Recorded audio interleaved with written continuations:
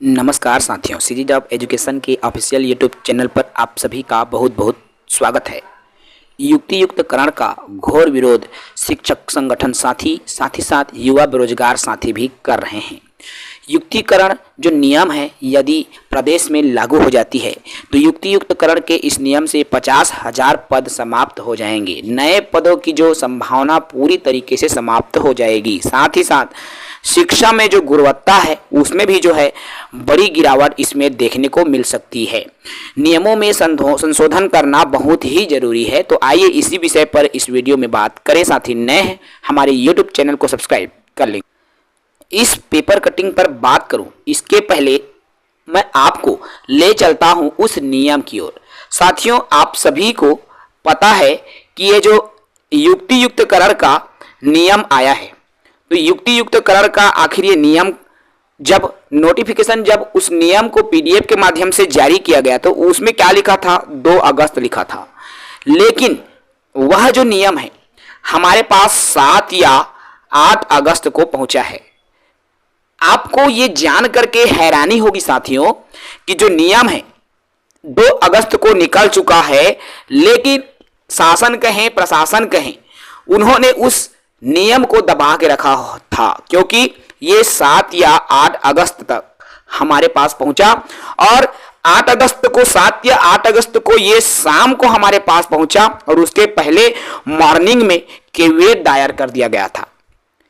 Caveat क्या होता है? केविएट दायर करने से 90 दिन के भीतर कोई भी उस पर जो है कहना चाहिए न्यायालय में किसी तरह से स्टे ऑर्डर लेना उसके लिए फिर बहुत ज्यादा मुश्किल हो जाता है। केविएट एक प्रकार का सुरक्षा कवच है और सरकार 2 तारीख को युक्तियुक्तकरण का नियम बना दिया था, जारी भी कर दिया था विभागीय, लेकिन आम लोगों की पहुंच से दूर रखा था। और उसको कब पहुंचाया?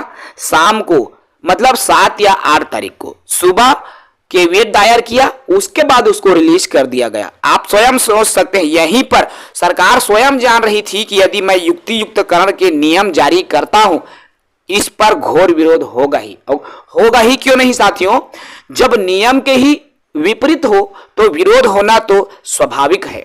इसी कड़ी में अनेक शिक्षक संगठन विरोध करते नजर आ रहे हैं। शिक्षक के अधिकार अधिनियम का भी इसमें उल्लंघन नजर आता है। देख पा रहे हैं युक्तियुक्तकरण की जब प्रक्रिया है उससे शिक्षा की गुणवत्ता में भी गिरावट आएगी, ये कहना है शिक्षक फेडरेशन का।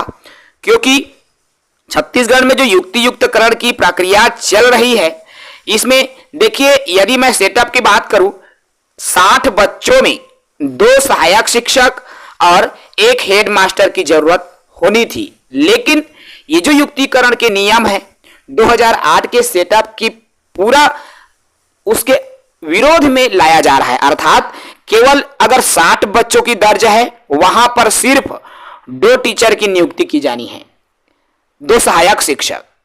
अब आप स्वयं बताइए, इन 2 सहायक शिक्षक में एक का काम तो पूरा डाक बनाना, डाक पहुंचाना, इतना सारा काम रहता है विभागीय काम कि उनके पास पढ़ाने के लिए वक्त ही नहीं होगा। बचा एक टीचर इन 60 बच्चों को एक ही कक्षा में बैठा के पढ़ाएगा तो फिर कहां से शिक्षा की गुणवत्ता सुधरेगी?